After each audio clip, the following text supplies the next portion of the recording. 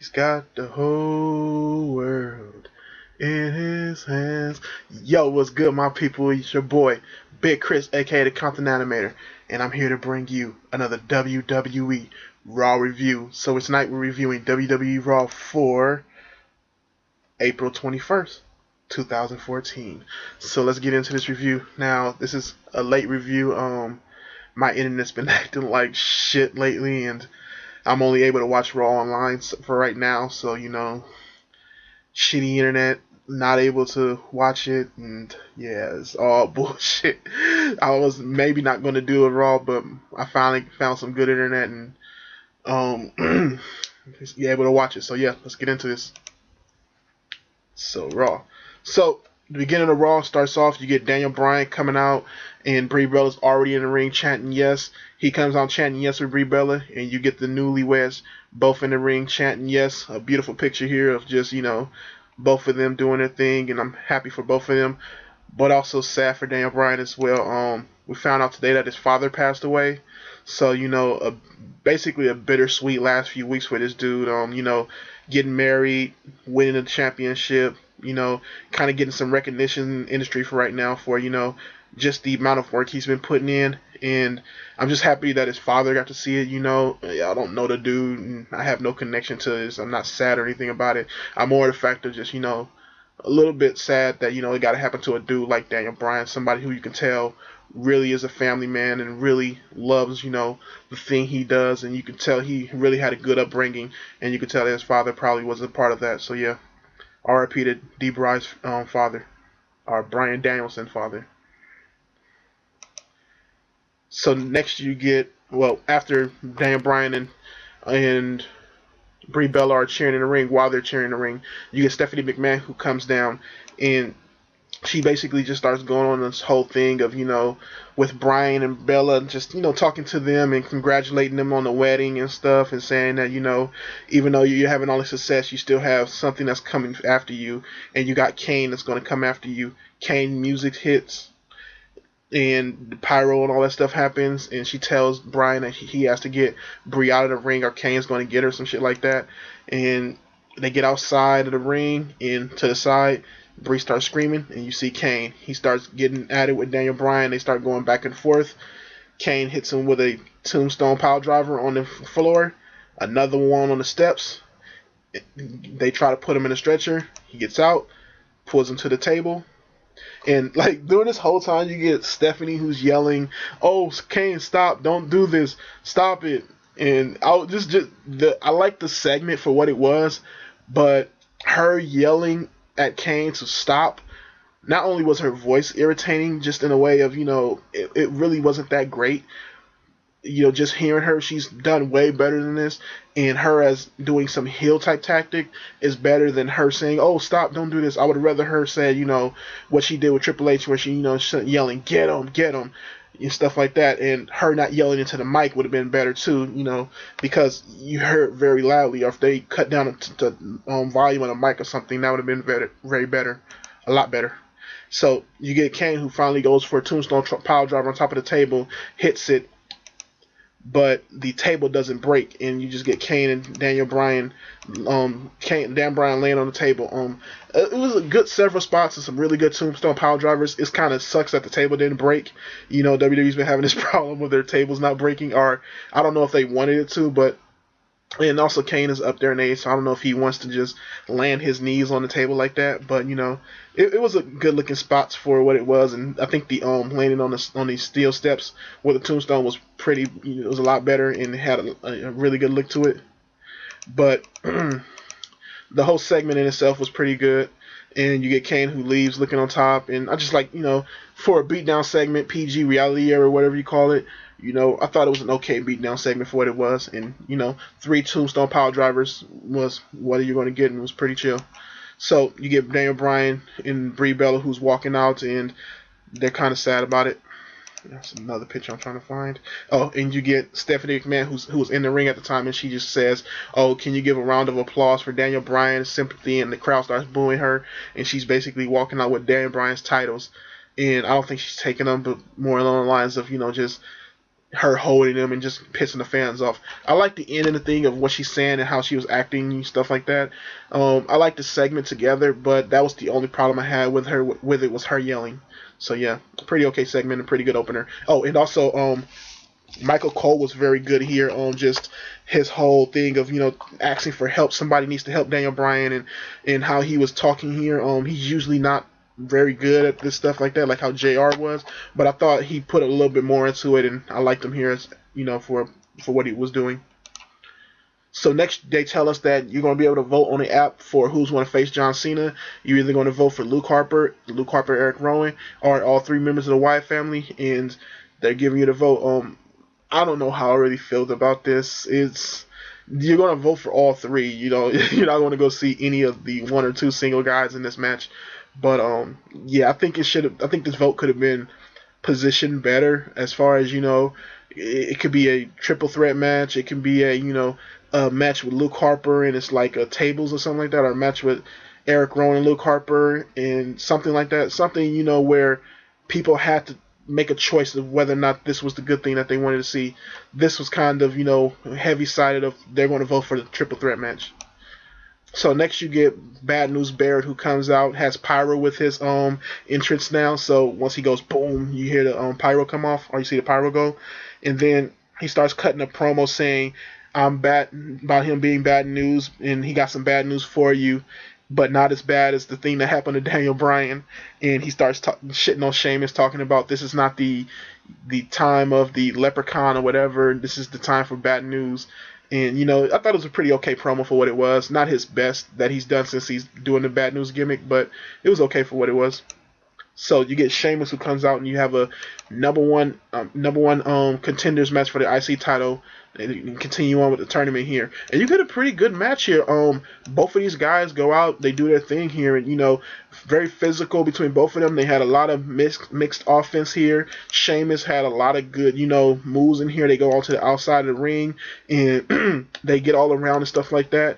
You get Bad News Barry, who comes at the end and tries to go for the Bullhammer, misses it. Then Sheamus tries to go for the bro kick, misses it. They get toward the ring apron and Sheamus is hanging off the middle rope, and Barrett just hits him with the Bullhammer right there, runs in the ring, gets the pin, and Bad News Barrett moves on into the IC title tournament, and he's going to face whoever wins the match between Rob Van Dam and Cesaro. A pretty good match here. And I like the way both of these guys worked, and they did their thing here. So next you get Bray Wyatt, who comes out and he starts doing a promo. And I like the scene of this promo. You had these little spotlights, kind of like what do you call it?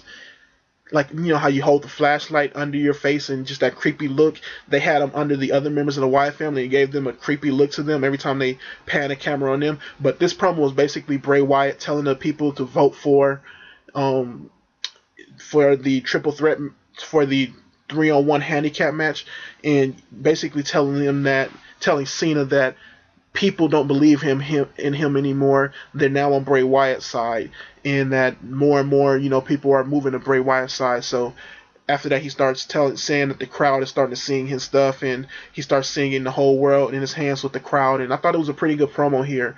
I'm kind of starting to get a little tired of I think it's the promos versus Cena that I'm starting to get tired of. It's kind of just repeating the same thing, but they're still good, But the problem is that you can have something good every single day and get tired of it after a while. You can have a great piece of cake every day, but after a while it's just going to be a normal piece of cake to you because it's nothing different. It's just bland now. And his promos are starting to get that way to where it's the same old promo versus Cena, and I feel that we're going to get this probably going into the next pay-per-view after Extreme Rules. So hopefully, they can come up with something, more fresh for him after they have their match at Extreme Rules. But I thought this promo was chill for what it was, and, leading to people with the votes. So next you get the Los Matadors versus 3.5 MB. And just a continuation of their little feud right now, especially between Hornswoggle and El Torito, and this match was basically for them.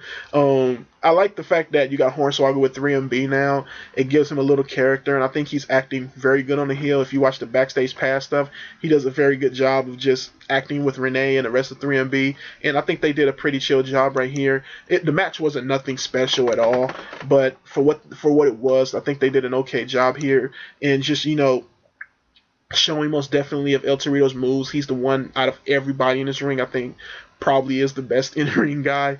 And you basically get them going against each other, and it's the triple threat tag team match.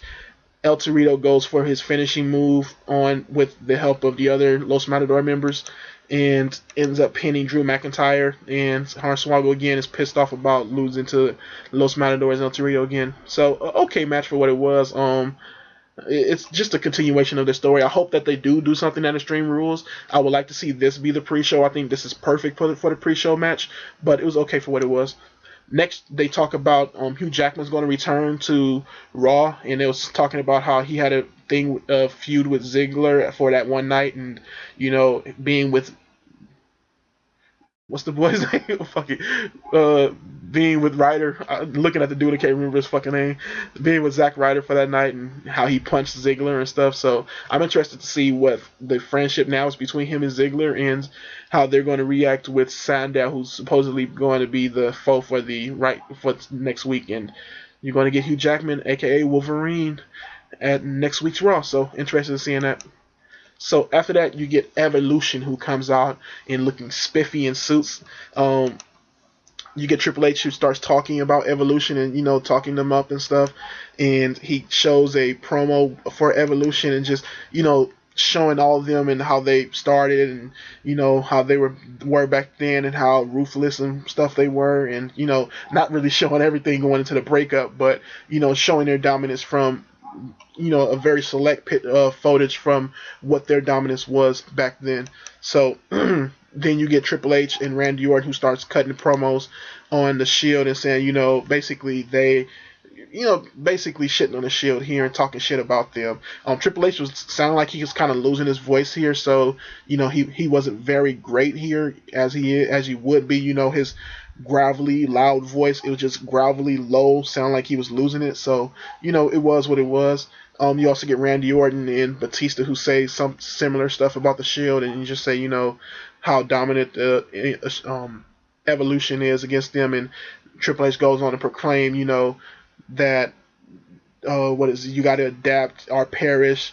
This is Evolution type thing. So yeah, I thought it was a pretty good promo from these guys. And then you get the Shield, who comes out, and after Batista says deal with it, and you get the Shield, who comes out, and the Authority the Evolution run from the ring, and they go to the stage, and the Shield basically starts talking. You get Dean Ambrose, who hits the mic first, and he calls Randy Orton a cream puff, and he's also talking about how they're scared of them, and that they're humble, how they're not humble, they're just angry type thing. And then you get Seth Rollins, who goes on for quite a while talking about how basically they're going to beat him up at Extreme Rules. I wish that they would have gave this to Ambrose, because Ambrose is the better guy on the mic. Seth Rollins was saying the right things, but his tone, his voice rate, and stuff like that wasn't what Dean Ambrose is. And I think that Dean Ambrose would have been way better here to do this as far as that promo goes. And then you get Roman Reigns, who gets on there and basically just says, you got two things, either you can run or you can fight or something like that, and we're going to come down and beat you up. So they go down to try to go beat up Evolution. Then Evolution brings out their henchmen. Basically, most of the heels on the roster are partial of the mid-card heels on the roster, and you get Evolution and the Shield, who has a stare down, and the Shield is pissed off about this. Then Triple H basically goes to say, again, you either adapt or perish, Evolution. So I thought this was a very good segment, just the going back and forth between both teams, and just the promos that they cut on each other, and also it being Triple H showing that he is still COO here, and it's not going to be a fair fight because he has the power to bring out other guys to help him out. So I did like that and stuff, and you also got some guys who was not on the show here. So a pretty good segment overall. After that, you get a tag team match, but you get Rybaxo, who's on commentary, and you get a match between the Usos, tag team champions, versus the Rhodes brothers, or the Brotherhood as they call them, and you get a pretty chill, quick match between these guys. The match goes down with Cody Rhodes getting into the ring, and Goldust actually, I think Goldust got into the ring and he was tagged out, but they got onto the wrong Uso and he ended up getting kicked. He ended up getting kicked and pinned. But I also want to say that during this match, Ryback was very good on commentary. Just the stuff that mainly Ryback was saying about um, how his dad used to be a bartender, and Curtis Axel's dad, Mr. Perfect, used to come in the bar and used to get drinks from his dad and stuff like that, and just how he used to watch Goldust when he was 13 and stuff. He was just saying some pretty funny things on the commentary, and I really did like it a lot. So after the pin, you get Cody Rhodes, who's trying to get helped up by Goldust after getting kicked in the face, and sorry about that. And he basically shrugs off Goldust, and you get a little heat and tension between them two. Finally, it looks like they may end up breaking up, even though I want them to stay together in a way, because it's not a lot of tag teams left right now. But, you get some tension in between them, and hopefully they can do something with this. And I would even like to see something similar to what happened with the Shield, where, maybe they get a match between each other, and after that, they kind of go on as still brothers. It's just that Cody Rhodes probably wants to move on to singles competition, or, whatever's going to happen with them. But I like the end segment with Cody Rhodes just, gently, not gently, but just shrugging Goldust off a little bit, and, kind of them leading into some heat with each other. So I like to see where that goes on from there. And then after the whole thing, you get Ryback, who comes in and start attacking the tag team champions, and basically shell shocks one of the Usos members, and you get the Usos who are looking on, and Ryback who are looking proud. So it looks like we're going to see Usos versus Ryback at Extreme Rules, and I'm interested in this match. Ryback has been looking a little bit better here, especially the work that they did at the work that they did at WrestleMania on the pre-show. I thought that was better, and hopefully, these guys truly are looking to work better. I don't think that they're going to win the tag team titles here from the Usos, but hopefully they can show something here to where that it looks like the company can put something behind them once again. Because especially Ryback, the dude has some talent. It's just that he fucks his own self up over and over again. And Curtis Axel, he's gonna be a mid carder for life, but hopefully he can be something in the mid card from here and stuff like that, and even something in the tag team division. Hopefully so. So after that, they talk about the Legends House, and I'm not going to watch this show. I'm not into reality TV shows at all. I tried Total Divas, and I didn't like it at all. I understood why people would like it, and it was okay for what it was. But you get basically people saying how good the show is to them. You get a gang of reviews from different people. This is Jim Ross's quote from the show, and so them just hyping up the show, and I hope it does well. It's the WWE Network. I want the network to do well, and I hope the show does well for it. And I'm not going to watch it, but I hope it does well. So after that, you get a match with Layla versus guess who? Just guess. Emma. So you get another basically Fandango and Santino segment. And you get a match between Emma and Layla. They fight. Santino hits Fandango with the Cobra on the outside after Santino was pushed off the ropes from Fandango. Emma brings out her own Cobra and hits Emma with it, picks up the win. And that was it. And you get Emma and Fandango, who's having awkward moments or whatever you want to call it. The match itself between the two girls was okay. I like seeing more Divas matches on the show, but the main problem here, and I'm starting to tell what the main problem here is truly Santino. Santino does not know how to either calm it down at certain points, or does not know how to change his character up enough to follow what Emma's doing. Emma's more along the line of changing up herself to follow Santino when it needs to be the other way around. This is a relationship where Santino needs to be pushing more of Emma's character on himself and not the other way around, because Emma, I think, is a fresher, newer character, and they can get over with that. But it's being more of Santino being put on her than Emma being put on Santino, so I really don't like this at all, and it was just another segment where I'm like, this again. So yeah, I'm not gonna talk more about this. So after that, you get Paul Heyman and Cesaro. Cesaro has new music. It got a siren at the beginning, and it wasn't what I really wanted it to be. I wanted it to be something where they probably go Cesaro at the beginning of some crazy shit. But I thought it was pretty chill for what it was. So you get Paul Heyman, who comes out, introduces Cesaro, talks him up, talks good about him being the Swiss Superman, King of Swing and stuff, and then goes on his little rant about Brock Lesnar conquering the streak, and says that a gang of times again. And you get Paul Heyman, who draws a gang of heat again. So while he's saying that, he's interrupted by Rob Van Dam. And Rob Van Dam comes out and starts the match with Cesaro for the #1 contendership for the IC title tournament. And they go on to have a pretty chill match between both of them. They have some equal in the offense. Rob Van Dam was going at it a little bit more than Cesaro here, but I thought the match itself was pretty chill. Some of the spots were botched. You could tell that they didn't have a lot of chemistry, but what was there, they were going for it and going truly well with. I like how the announcers really did up the whole thing of Rob Van Dam being a Paul Heyman guy from ECW, and Paul Heyman bringing him in and stuff like that. And I wish that the promo at the beginning would have been more against Rob Van Dam than continue on the whole thing with Brock Lesnar. I think that would have been very good for him to promo against Van Dam there. So you get more of the match. And towards the end, you get Cesaro, who tries to go for the swing onto Van Dam. Jack Swagger's music hits, and Van Dam kicks Cesaro.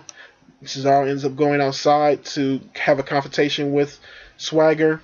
And while he's on outside, you get Van Dam, who goes for a leap or whatever it's called onto Cesaro, and ends up getting the European uppercut for his troubles. And Swagger throws Cesaro onto the pole. Cesaro's unable to get it back into the ring by the 10 count and gets counted out. And you get Rob Van Dam, who's going forward in the tournament against Wade Barrett next week. So I'm interested in seeing what's up with that match. So after this, you get Cesaro, who's in the ring, pissed off, and he ends up having a confrontation with Swagger. He gets Swagger out the ring, basically throws him over the ring, and then has a stare down with Zeb Coulter, pulls on his beard, puts him into the get ready for the swing, doesn't end up getting it because of Swagger getting in the ring and fighting him off. And then you get Cesaro, who ends up putting Swagger into the swing. And I was laughing my ass off here because just the whole how Swagger's taking a swing, this big fucking lump of a guy, and just him being like awkwardly swung was just funny as hell to me. So I really got a kick out of this. And I got a kick out of a whole little segment in the match as well. I thought the match was pretty chill, and the segment afterwards was okay as well. So, it was a pretty okay segment altogether. Next, you get Oksana versus Paige, your new Divas champion.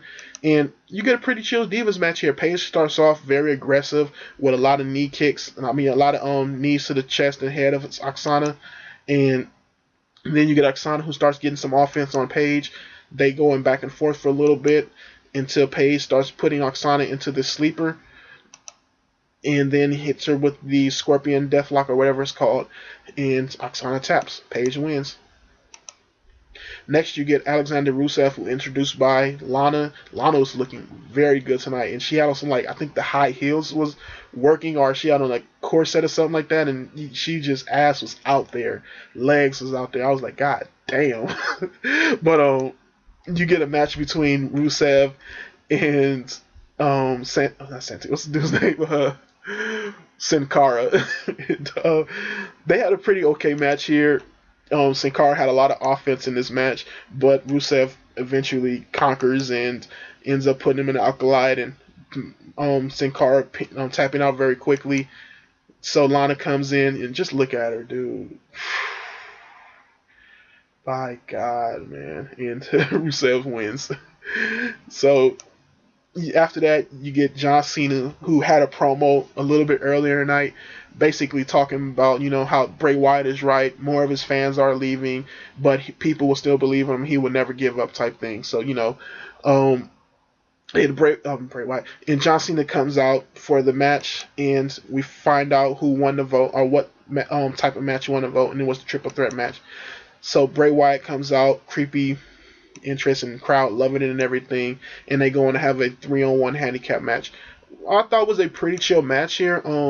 I love the way that Bray Wyatt was kind of acting nonchalant to John Cena. He wasn't giving him hard hits, like he'll go in for a kick and just stop mid kick, and he'll like dance with Cena like you see here and stuff like that. I thought that was done very well. Just kind of Bray Wyatt not taking Cena as a real threat to him, especially when he has his two other Wyatt members with him. So it plays up onto them going into the cage match. Showing that maybe when it's John Cena and Bray Wyatt alone, that Bray Wyatt will have to take it seriously and have to go for it more fight. But when he's with his other guys, he can just rely on them to beat up Cena. So that's what it basically was. Anytime Cena got some offense on, the Wyatt family kept over conquering, and it was basically the Wyatt family beating up on Cena the whole time. And you had some very good moves from the guys here, but it was still a handicap match, and just seeing a guy get beat up, down up on for probably I think it was more than 15 minutes gets boring a little bit. But you get Wyatt who goes for the crawl and tries to do a move on a Cena, but takes too long. Cena comes back, hits the five knuckle shuffle, then hits the AA on Bray Wyatt, almost goes for the pin, but the Wyatt family kick him and start beating down up on him. So the ref just goes and calls for the bell, and Cena wins by default, by DQ. And Bray Wyatt gets up, puts him in his Sister Abigail, hits it, and then gets down with Cena, and just starts singing about I got the whole world in his hands, and then actually adds his own little lyrics about he got all his brothers with him and stuff like that. And I thought it was a pretty good ending to the show, and it ended with him singing. So as the whole show as it together goes,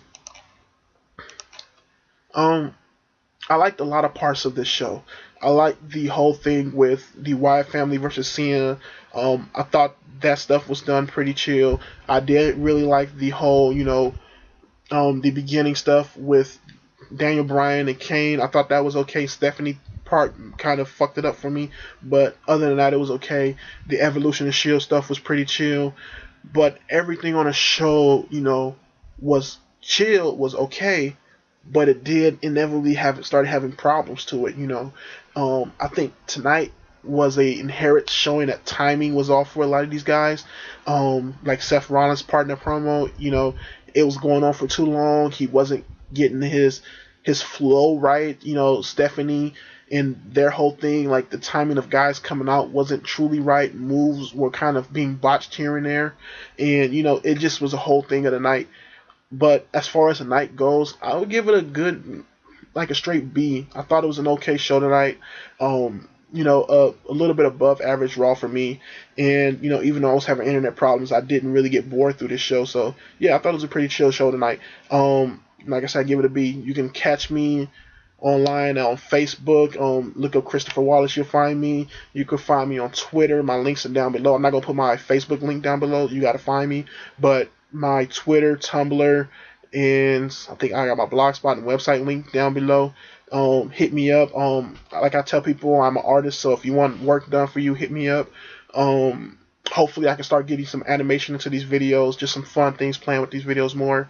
Hopefully I can do it. I got my 100 video coming up soon, so hopefully I can do it by then. But yeah, thank you for watching, and thank you for checking out my videos. Like, comment, subscribe, and thank you to everybody who's watching. It's been really fun to do these videos, and hopefully continue doing them more. So thank you. Peace.